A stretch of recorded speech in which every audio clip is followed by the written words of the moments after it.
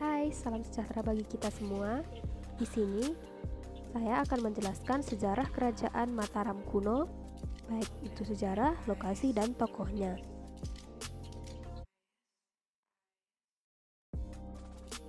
Sebelumnya perkenalkan, nama saya Elsara Natasha Berusitepu dari jurusan Pendidikan Sejarah Stabuk 2018. Langsung saja kita simak videonya.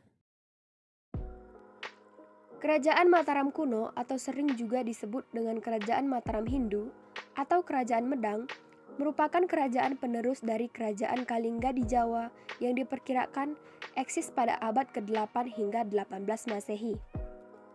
Sejarah kerajaan ini cukup panjang yang dimulai sejak abad ke-6 Masehi.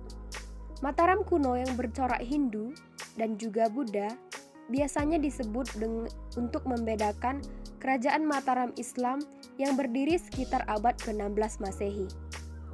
Bumi Mataram adalah sebutan lama untuk Yogyakarta dan sekitarnya. Di daerah inilah diperkirakan Kerajaan Mataram kuno berdiri. Sumber sejarah Kerajaan Mataram kuno berasal dari prasasti, candi, kitab cerita Parahyangan atau sejarah Pasundan, dan berita dari Cina. Kerajaan yang didirikan oleh Sanjaya bergelar Rakai Mataram ini beberapa kali berpindah pusat pemerintahan. Adapun lokasi Kerajaan Mataram kuno memiliki dua periode berdasarkan lokasi atau ibu kota pemerintahannya. Yang pertama adalah periode awal Kerajaan Medang, yaitu di Jawa Tengah di bawah Wangsa Sanjaya dan Sailendra pada tahun 732 sampai 929 Masehi. Serta yang kedua, ketika pindah ke Jawa Timur dan dikuasai oleh Wangsa Isyana sekitar tahun 929 Masehi sampai 1016 Masehi. Pada 929 Masehi, Kerajaan Mataram kuno dipindahkan ke timur oleh Empu Sindok. Menurut George Coates dalam The Indigenous States of Southeast Asia pada tahun 1968, ada beberapa faktor kemungkinan yang mendorong perpindahan tersebut. Faktor yang pertama yaitu faktor politik, yakni sering terjadinya perebutan kekuasaan yang berimbas terhadap terancamnya kesatuan wilayah kerajaan.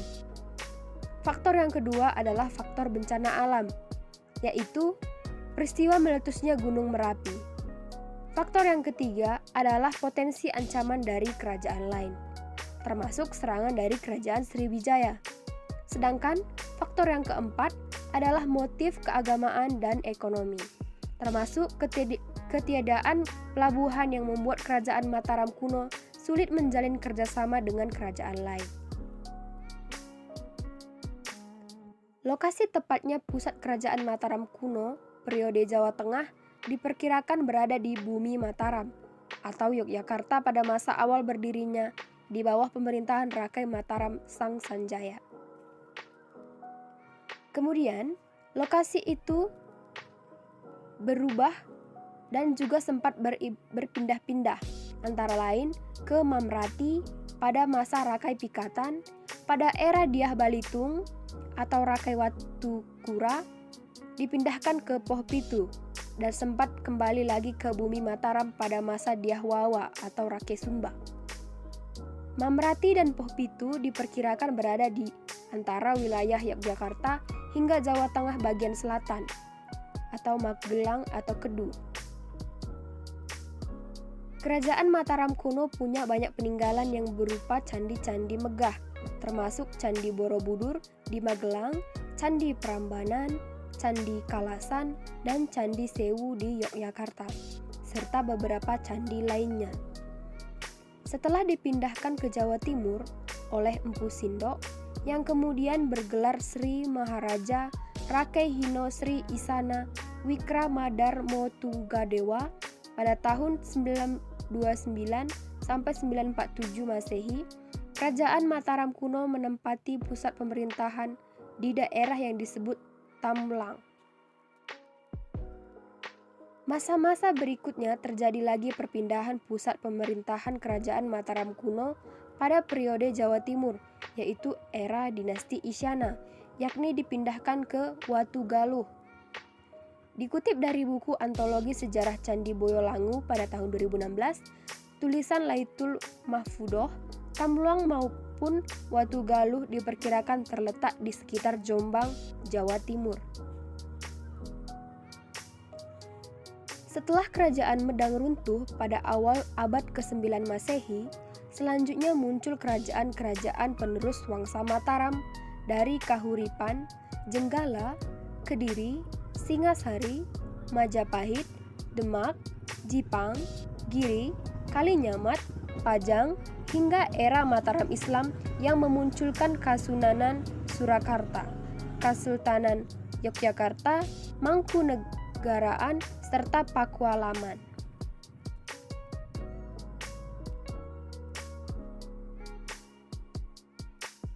Adapun raja-raja Mataram kuno pada periode Jawa Tengah adalah Rakai Mataram Sang Ratu Sanjaya, Rakai Panangkaran, Rakai Panunggalan alias Dara Dinindra, Rakai Warak alias Samaran Grawira, Rakai Garung alias Samaratungga, Rakai Pikatan dan Maharatu Pramodawardhani, Rakai Kayuwani alias Dyah Lokapala, Rakai Watu Malang, Rakai Matukura Dyah Balitung, Empu Daksa, Rakai Layang Dyah Tuludong, Rakai Sumba Dyah Wawa, dan nama raja-raja Mataram kuno pada periode Jawa Timur adalah Rakai Hino Sri Isana alias Empu Sindok, Sri Lokapala dan Ratu Sri Isana Tunggawijaya, Maku Tawangsawardhana, Dharma Wangsa Teguh. Toleransi beragama pada masa Mataram kuno.